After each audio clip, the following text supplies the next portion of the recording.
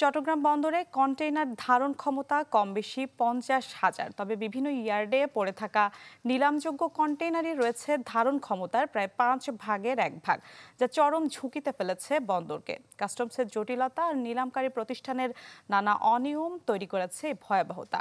ফখরুল ইসলামের রিপোর্ট, ছবি তুলেছেন সেলিমুল্লাহ। সানবিট সব দিবে সামাল।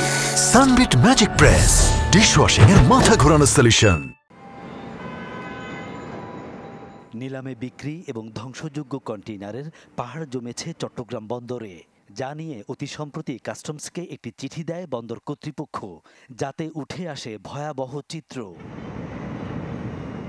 এতে উল্লেখ করা হয়, বিক্রি এবং ধ্বংসযোগ্য কন্টেইনার রয়েছে 10,293 TEUS, আছে 574টি গাড়ি আর 82,244 প্যাকেজ মালামাল, যার মধ্যে আবার 242 বক্স ও 165 প্যাকেজ বিপজ্জনক এবং 44 বক্স কন্টেইনার জরাজীর্ণ। সহজীকরণের মাধ্যমে এই কার্যক্রমটা দ্রুততর হলে আমাদের গুরুত্বপূর্ণ ইয়ার্ড স্পেসটা আমরা অন্য কাজে ব্যবহার করতে পারি, নতুন কন্টেইনার রাখতে পারি। বন্দরে পৌঁছার 30 দিনের মধ্যে পণ্য খালাস না হলে শুরু হয় নিলাম প্রক্রিয়া। তবে সমন্বয়হীনতা, নানা আইনি আর প্রক্রিয়াগত জটিলতায় থমকে যাচ্ছে নিলাম। বর্তমান যারা আছেন ওনাদের অনভিজ্ঞতা আর সমন্বয়হীনতা। অনেক সময় দেখা যায় যে গ্রুপে একটা জিনিসের জন্য চিঠি দিলে আর 2 মাস 3 মাসে কোনো জবাব আসে না, কারণ ওনারা বলে যে নিলামের কাজ করার সময় নেই। এখানে 12 থেকে 13 জন মেম্বার আছেন, এই মেম্বারের একজন যদি না থাকে তখন অনুমোদন হয় না।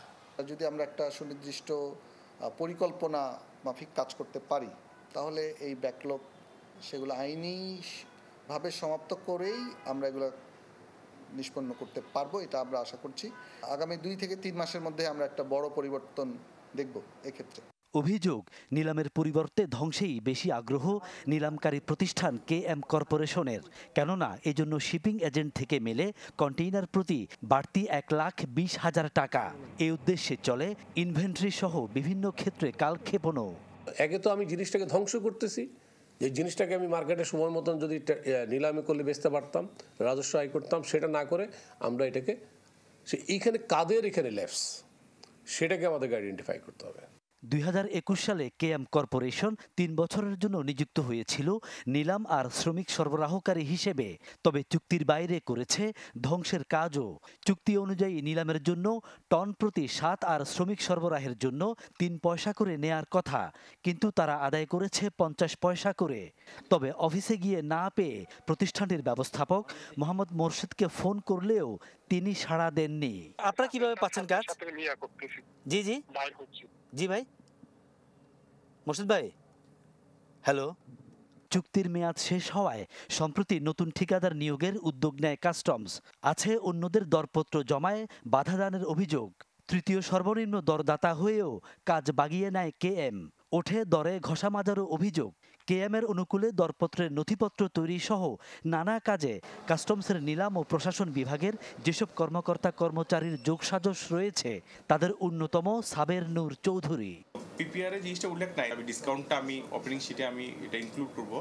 সেটা হচ্ছে আমার কি পণ্য ক্রয়ের ক্ষেত্রে, সেবার ক্ষেত্রে, কাজের ক্ষেত্রে। ওপেন করার পরে কিন্তু ওই প্রতিষ্ঠান দুইটা ওরা বলছে যে আমরা ডিসকাউন্ট দিব। টেম্পারিং করে 7 পয়সা নিয়ে আসছে, আবার 41 পয়সায় কিভাবে কাজ পায়।